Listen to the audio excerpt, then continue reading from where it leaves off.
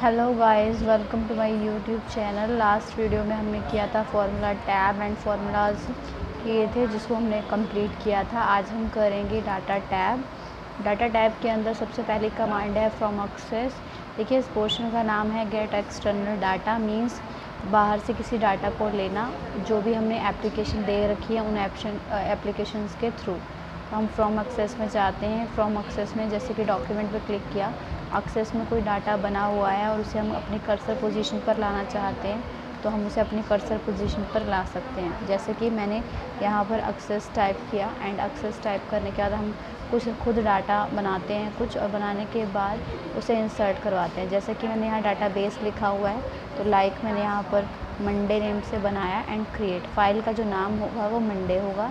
Create कर रही हूँ मैं। क्रिएट करने के बाद हमारे पास ये कुछ सिमिलर होता है एक्सेल की तरह।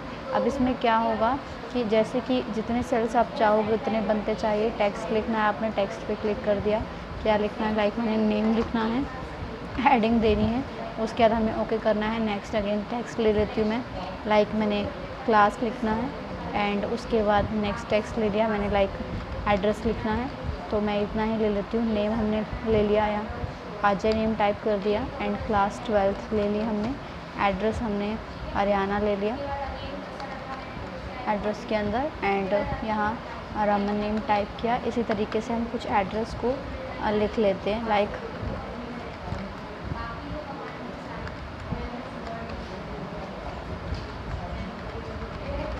एंड अब हम इसे सेव करेंगे। जैसे कि एक्सेल में शीट्स होती हैं, वैसे ही इसके अंदर क्या होता है, टेबल्स होती हैं। जो टेबल्स को क्या कर सकते हैं, हमें नेम देना है, तो हम यहाँ जाएंगे, सेव कमांड लगाएंगे। सेव कमांड लगाने पर जो ये टेबल 1 लिखा आ रहा है, वहाँ पर हम लाइक कोई भी नेम देंगे। तो मैंने ABC नेम दे दिया एंड ओके कर दिया। अब करने के बाद अब हम इसे क्लोज़ ज़रूर करेंगे। अब हमें इसे कर्सर पोजीशन पर लाना है, तो उसके लिए हम कमांड लगाएंगे फ्रॉम एक्सेस, और इससे हम डाटा डॉक्यूमेंट पे जाएंगे एंड मंडे नेम की फ़ाइल थी, मैं ओपन करूँगी, यहाँ चाहिए ओके कर दूँगी, जिससे क्या होगा वो ओपन हो जाएगी। नेक्स्ट ऑप्शन आ जाता है हमारे पास फ्रॉम वेब। वेब होता है इंटरनेट से किसी भी डाटा को अपने फाइल के अंदर लेने के लिए यूज़ किया जाता है। एंड फ्रॉम टेक्स्ट होता है नोटपैड की। ठीक इसी तरीके से हम मैटर को ले सकते हैं। लाइक मैंने नोटपैड ले लिया, नोटपैड के अंदर कुछ भी बनाया, सपोज दैट मैंने लिख दिया my name is Karan, like हमने टाइप किया एंड सेव कर लिया मैंने। एंड हम नेम करण नेम से ही सेव करते हैं इसे एंड क्लोज़। अब मुझे यहाँ चाहिए, देन मैं क्लिक करती हूँ फ्रॉम टेक्स्ट पर एंड मुझे चाहिए, डेस्कटॉप पे है हमारी फाइल करण नेम से। अब इसके अंदर दो ऑप्शन आते हैं, एक आता है डिलिमिटेड और एक आता है फिक्स्ड विड्थ। डिलिमिटेड होता है एक ही सेल में लेना है, फिक्स्ड विड्थ अलग अलग सेल्स में। तो मैंने डिलिमिटेड क्लिक किया एंड नेक्स्ट करके फिनिश कर दिया और ओके कर रही हूँ, जिससे क्या होगा देखिए वो एक ही सेल में आ जाएगा। यहाँ अदर सोर्सेज भी दे रखे हैं, अगर आप इन सबको यूज़ करते हैं तो आप इससे भी डाटा इंसर्ट कर सकते हैं। नेक्स्ट है एग्जिस्टिंग कनेक्शन। एग्जिस्टिंग कनेक्शंस होता है जहाँ जितने भी हमने अब तक फाइलें इंसर्ट की हैं वो इस वर्कबुक में की है, ऊपर दिखा रहा है जितनी भी फाइल्स आपने इंसर्ट की हैं सभी को ही वो शो कर देगा। अगर हमें ये देखना है सिर्फ इस वर्कशीट में, वर्कबुक में हमने कौन कौन सी फ़ाइल को इंसर्ट किया है, तो हम कनेक्शन में जाते हैं। 3 फाइलों के नेम शो कर रहा है जो हमने इंसर्ट किए हैं। किस फाइल का नेम क्या है, कर्सर रखेंगे, कमांड लगाएंगे प्रॉपर्टीज़, जिससे वो बता देगा इस फाइल का नाम करण है। जैसे कि मुझे इस फाइल का देखना है तो प्रॉपर्टीज़ पे कर्सर रखूँगी, तो इसका नाम ABC नेम से है। अब नेक्स्ट कमांड है रिफ़्रेश। रिफ़्रेश क्या करती है, जैसे मान लीजिए करण नेम की फ़ाइल में मैंने कोई चेंज कर दिया, लाइक मैंने हरियाणा भी टाइप कर दिया। हरियाणा टाइप करने के बाद अब मैं इसे क्लोज़ कर रही हूँ और सेव कर रही हूँ। सेव करते ही क्या होगा, अब हम यहाँ जाते हैं, इसे करते हैं रिफ़्रेश। रिफ़्रेश करते ही एंड के करण नेम की फ़ाइल है ओके, तो देखिए वो इसके अंदर लिखा आ जाएगा। बिना रिफ़्रेश किए वो मैटर उसके अंदर लिखा हुआ नहीं आएगा। नेक्स्ट पोर्शन आ जाता है हमारे साथ पास एग्जिस्टिंग कनेक्शंस भी वही चीज़ होती है। एग्जिस्टिंग कनेक्शन में जाते हैं, ये सॉरी मैंने क्लियर कर दिया था आपको। एंड अब हम चलते हैं सॉर्ट एंड फिल्टर, ये मैं ऑलरेडी बता चुकी हूँ। हम प्रॉपर एक टेबल को सिलेक्ट करेंगे, सिलेक्ट करने के बाद कमांड लगाएंगे A to Z। ये पूरे ही पहले रो को देखता है, रो जिसके हिसाब से उसे असेंडिंग करता है, और पहली कॉलम को, और एंड Z to A पहले कॉलम के अकॉर्डिंग ही क्या करेगा, रिवर्स करेगा। तो इसे फर्स्ट कॉलम के अकॉर्डिंग ये दोनों कमांड काम करती हैं। सॉर्ट होता है किसी भी कॉलम के अकॉर्डिंग, अगर हमें नेम के अकॉर्डिंग सॉर्ट करना है, A to Z में क्लिक करती हूँ तो देखिए नेम के अकॉर्डिंग पहले K नेम आ रहा है, फिर M है, P है, फिर R है, फिर S है। इस अकॉर्डिंग क्या कर रहा है वो सॉर्ट कर देगा। फ़िल्टर कमांड भी हमने होम टैब में यूज़ की थी। फ़िल्टर से फ़िल्टर आ जाएंगे, जो वैल्यू हम देखना चाहते हैं सिर्फ उसी को देख सकते हैं। ओके किया तो वही वैल्यू हमें शो करेगा। सारे ही देखने हैं तो मैं क्लियर पे क्लिक करूँगी। क्लिक करने के बाद सारी वैल्यू दिखाई देंगी।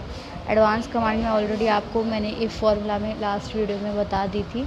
नेक्स्ट हम चलते हैं text to column. Text to column क्या होता है? सपोज़ दैट मैंने कोई सब्जेक्ट यहाँ लिख दिया, हिंदी, इंग्लिश और मैथ्स लिख दिया, और हम चाहते हैं कि ये जो मैटर हमने लिखा है ये अलग अलग अलग अलग कॉलम में हो जाए। तो हमने कर्सर रखा, कमांड लगाई टेक्स्ट टू कॉलम, एंड उसके बाद देखो सेम ऑप्शन आ गया जो हमने फ्रॉम टेक्स्ट लिया था। डिलिमिटेड का मतलब मैंने बताया था कि हम एक ही सेल में कर सकते हैं, और फिक्स्ड विड्थ का मतलब अलग अलग। नेक्स्ट कर रही हूँ मैं, इस तरीके से डिवाइड करेगा, नेक्स्ट एंड फिनिश कर दिया, जिससे वो अलग अलग सेल में डिवाइड हो जाएगा, अलग अलग कॉलम्स के अंदर।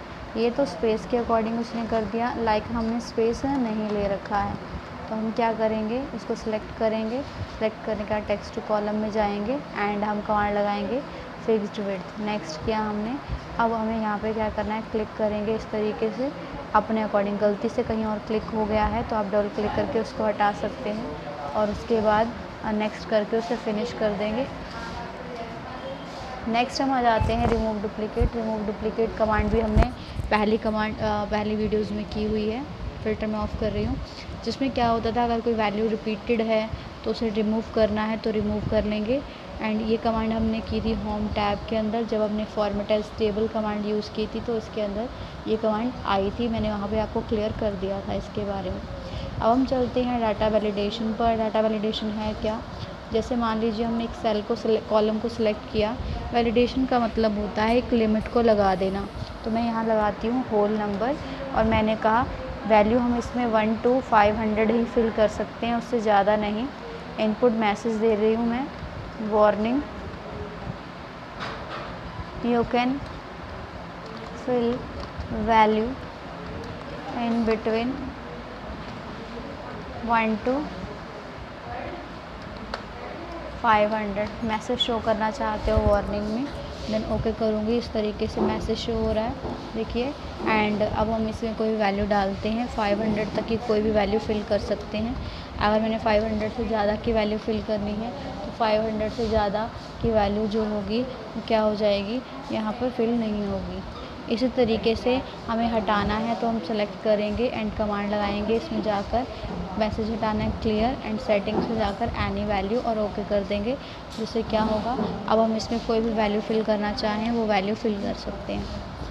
नेक्स्ट हम ऑप्शन ले लेते हैं डाटा वैलिडेशन के अंदर। ऑप्शन में जाता है टेक्स्ट लेंथ। जैसे मान लीजिए हमें कोई आधार कार्ड नंबर टाइप करना है, मैक्सिमम वैल्यू या फ़ोन नंबर टाइप करना है। जैसे फ़ोन नंबर में 10 डिजिट होते हैं तो उसी तरीके से 10 डिजिट टू 10 डिजिट मैंने ले लिए। एंड अब मैं इसमें फ़ोन नंबर फिल करना स्टार्ट करती हूँ।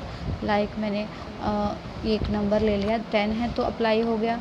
एंड अब मैं क्या कर रही हूँ, इसके अंदर फिल करती हूँ एक और, तो देखिए अब वो फिल नहीं हो रहा। अगर एक एक्स्ट्रा होगा तब भी नहीं होगा फिल, और अगर एक कम होगा तब भी वैल्यू फिल नहीं होगी।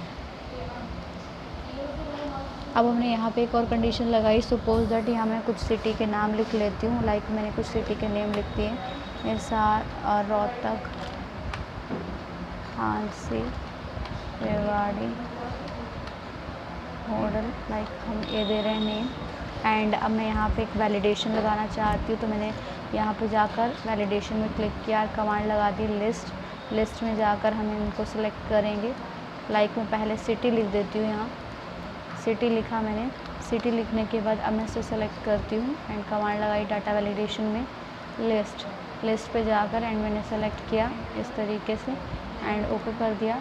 अब क्या होगा, यहाँ से हम उसको सेलेक्ट कर सकते हैं, वही ऑप्शंस आपको शो करेंगे जो हमने लिस्ट में ऐड किए हैं। लाइक मुझे अब यहाँ पर दिल्ली लिखना है तो नहीं लिख सकती हूँ। कहाँ कहाँ वैलिडेशन लगी हुई है उसे देखने के लिए हम होम टैब पर जाते हैं, कमांड लगाते हैं डाटा वैलिडेशन। डाटा वैलिडेशन लगाते ही वो सिलेक्ट कर लेगा जहाँ जहाँ हमने वैलिडेशन लगा रखी है। उसके बाद उससे पहले हम क्या करेंगे, इसी के अंदर एक कमांड है सर्कल इनवैलिड डाटा। जब मैंने वैलिडेशन को लगाया था तो मैंने सिटी को पहले लिख दिया था, उसके बाद वैलिडेशन लगाई थी। मीन्स इनवैलिड डाटा कौन सा है, जो वैलिडेशन के अंदर नहीं आता है, तो हम कमांड लगाएंगे सर्कल इनवैलिड डाटा, जिससे क्या होगा, वो पोर्शन सर्कल हो जाएगा जो वैलिडेशन में हमने नहीं लिया है। तो जैसे ही हम उसको सिलेक्ट करते हैं, कुछ सेकंड का टाइम लेता है, उसके बाद ये उसको क्या कर देता है, सर्कल कर देता है। सर्कल सिटी हो गया, उसके बाद हटाना है सर्कल, तो आप सर्कल हटा सकते हैं। नेक्स्ट हम जाते हैं, जैसे कि मैंने कहा था डाटा वैलिडेशन कहाँ लगी हुई है, डाटा वैलिडेशन पे जाती हूँ एंड कमांड लगाती हूँ, डाटा में जाकर डाटा के अंदर गए इरेज का ऑप्शन पहले ही आ जाता है। अगर आप एक से ज़्यादा वैलिडेशन को सिलेक्ट करते हैं तो इरेज का ऑप्शन पहले ही आ जाएगा। ओके करती हूँ, मैं ओके करती हूँ, जिससे क्या होगा, वो इरेज हो जाएगी। कंसोलिडेट कमांड है। कंसोलिडेट में क्या करते हैं, हम दूसरी शीट में जाकर वैल्यू का टोटल कर सकते हैं। जैसे मैंने कर्सर जो है वो थर्ड शीट में रखा है और कमांड लगाती हूँ मैं कंसोलिडेट। यहाँ क्या लिखा है, सम, तो सम होगा। यहाँ से हम क्या करते हैं, शीट नंबर फर्स्ट में जाते हैं। जैसे मैंने 65 को सिलेक्ट किया, ऐड कर दिया, और मैं इसके अंदर लाइक 5 ऐड कर रही हूँ, ऐड कर दिया और ओके। तो आंसर कितना आएगा, 70। तो हम किसी अदर कर्सर पर पोजीशन पर जाकर किसी दूसरी शीट में से प्लस कर सकते हैं। नेक्स्ट आ जाता है व्हाट इफ एनालिसिस के अंदर सबसे पहले जो ऑप्शन है वो सिनेरियो मैनेजर है। जैसे मान लीजिए हमने इतना पोर्शन सेलेक्ट किया, कमांड लगाई scenario manager what if analysis के अंदर, तो इसमें हम क्या कर सकते हैं, मैटर को डिज़ाइन में बदल सकते हैं। सिनेरियो मैनेजर पे क्लिक किया, ऐड पे क्लिक कर रही हूँ, किस नाम से ऐड करना है, लाइक मैंने कोई भी नेम दे देती हूँ ABC एंड ओके कर दिया। ओके करने के बाद ये वो सेल्स दिखाएगा जो आपने सेलेक्ट किए। इसका मोस्टली थोड़ा सा जो यूज़ होता है वो सिर्फ डिज़ाइन में कन्वर्ट करने के लिए होता है। इसमें हम 32 सेल्स ले सकते हैं। ओके करने के बाद अगेन समरी पे क्लिक करूँगी, मैंने कर्सर रखा, कहीं पर भी क्लिक कर देंगे ओके। तो एक नई शीट बन के हमारे पास एक डिज़ाइन का फॉर्मेट बन के आ जाएगा, एक बिल की तरह। इस शीट को आप रखना चाहते हैं रख सकते हैं, नहीं तो राइट क्लिक कीजिए और कमांड लगा दीजिए इसके अंदर डिलीट, जिससे वो डिलीट हो जाएगा। नेक्स्ट ऑप्शन आ जाता है गोल से टारगेट वैल्यू को अचीव करने के लिए। जैसे मान लीजिए हमारा कोई एक टारगेट है जो हमें अचीव करना है। सपोज दैट मैंने कहा मेरे पास 15 स्टूडेंट्स हैं और मैंने पर स्टूडेंट कलेक्शन करना है 1 to 50। तो मैं दोनों को सिलेक्ट करके स्टार के साथ हम उसे मल्टीप्लाई करेंगे, एंटर, या प्रोडक्ट भी लगा सकते हैं आप। अब मेरा कर्सर यहाँ पे टारगेट जो आ रहा है वो 3750 आ रहा है, मुझे मेरा टारगेट रखना है 4500। तो हम गोल सिक में जाते हैं, इसने इस वैल्यू को ले लिया, यहाँ जो टारगेट रखना है उसे हम लिखेंगे एंड उसके बाद 250 हमारा। अब हमें कौन सा सेल चेंज करना है, तो 250 की जगह अब हमें कितने रुपए चार्ज करने हैं हम उतना सेलेक्ट करके ओके। तो वो बता रहा है कि अगर आप 300 रुपीज़ चार्ज करेंगे तो ये आपका यहाँ पर इस तरीके से शो हो जाएगा। अगेन हम इसके अंदर वापस देख लेते हैं, गोल सिक फिर से मैं जा रही हूँ, मेरा जो टारगेट है वो अराउंड 5000 है, तो मैंने 5000 रख दिया। कर्सर आपको अपने फॉर्मूला पर ही रखना है, क्योंकि फॉर्मूला लगा होगा तभी ये काम करेगा। अगर आपको आंसर पता भी है मल्टीप्लिकेशन से क्या आएगा, तब भी आपको मल्टीप्लिकेशन ही करनी है बाय चेंजिंग सेल। इसकी जगह हम इस सेल को चेंज कर रहे हैं ओके। तो 33.33 आ रहा है, 300। अब ये देखो मैं यहीं पे बदल रही हूँ बार बार, तो अब मैं क्या कर रही हूँ, यहाँ टेबल ले लेती हूँ, बार बार चेंज कर देती हूँ। तो मैं नेक्स्ट कमांड हम इसी से रिलेटेड कर रहे हैं। अगर मैंने 15 स्टूडेंट से पर स्टूडेंट इतना कलेक्शन किया है तो क्या कैसे होगा, इज इक्वल, सामने वाला हम इसे सेलेक्ट करेंगे और एंटर करने के बाद हमने इसे सेलेक्ट किया, कमांड लगाते हैं हम डाटा टेबल। अब हमने कितने स्टूडेंट के, हमने इस रुपीज़ की जगह इन वैल्यूज़ को रखा है, तो हम कॉलम इनपुट में जाते हैं और इस वैल्यू को सिलेक्ट करते हैं, क्योंकि हमारे स्टूडेंट जो हैं वो फिक्स हैं। ओके करेंगे तो देखिए इसने 15 से मल्टीप्लाई करते हुए हमें एक टेबल बना दिया।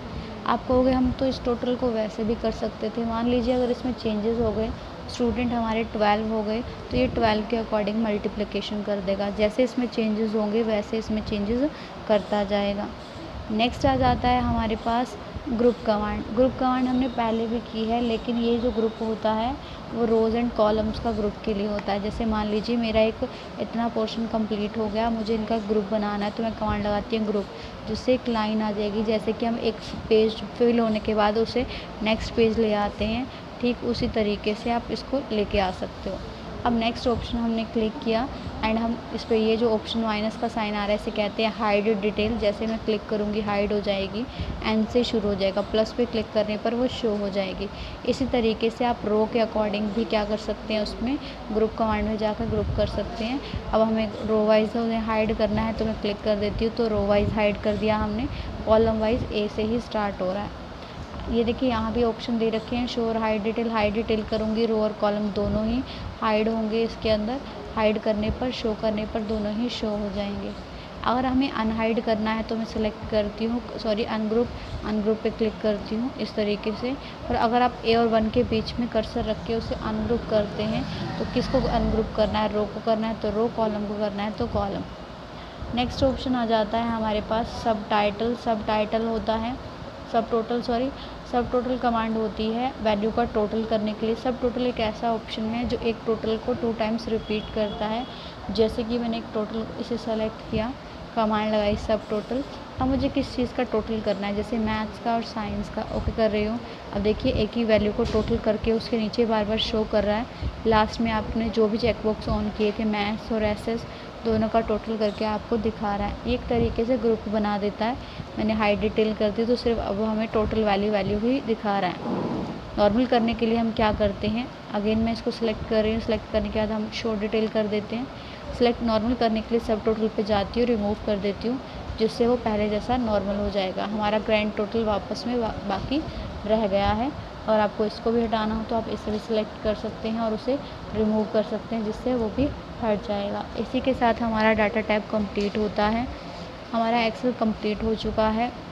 किसी को भी कोई डाउट है मुझे कमेंट सेक्शन में लिख के भेजें। मेरी वीडियो को लाइक करें, कमेंट करें, सब्सक्राइब करें, ताकि आपको ऐसे ही नेक्स्ट वीडियो मिलती रहें। Thank you.